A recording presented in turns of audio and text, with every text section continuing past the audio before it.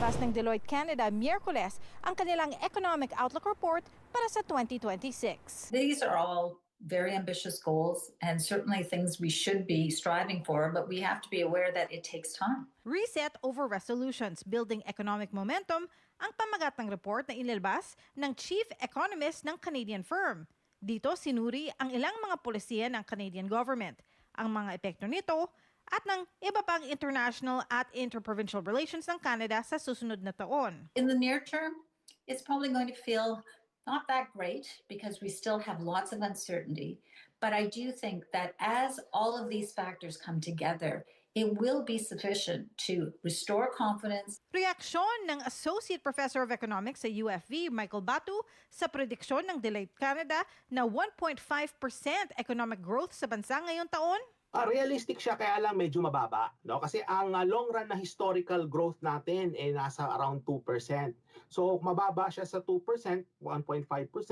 Nagre-reflect 'yan nung current na reality, no, ng ating ekonomiya. Sa loob ng Deloitte report, binabantayan daw nila ang impact ng mas mabagal na population growth ng Canada sa 2026.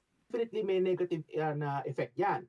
However, sa long term, kasi nga pag bumabagal ang paglago ng populasyon, yung ating infrastructure nakakahabol. So ibig sabihin sa ngayon, no, kasi masyadong mataas ang population growth, halimbawa ito yung mga nagdaang panahon, yung paglago ng infrastructure hindi siya makahabol, kagaya yung infrastructure sa mga ospital, sa mga kalsada, hindi siya kaagad nakakahabol. But over the long term, kapag bumababa ang paglago ng populasyon and conditional na humabol yung infrastructure growth, sa medium term at long term, okay yan. Kasama rin sa report ang pag-monitor sa CUSMA o Canada-US-Mexico Free Trade Agreement.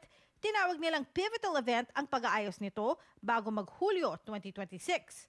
Ani Batu, ang pinaka-apektadong mga exports ng Canada, ang auto sector, steel and aluminum, energy and petrochemicals, at ang forestry at lumber. Nandyan din yung shift ng ating ekonomiya mula sa isang consumption-led economy into an investment-led economy. So kasama rin yan sa pagbabago.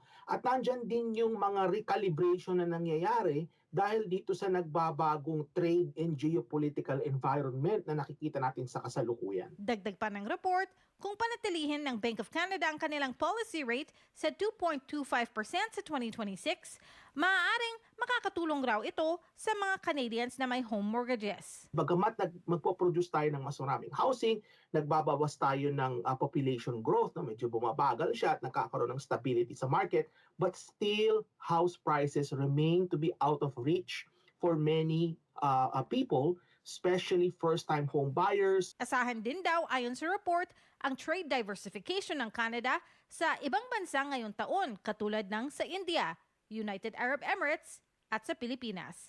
Teresa Barrera, Omni News, Vancouver.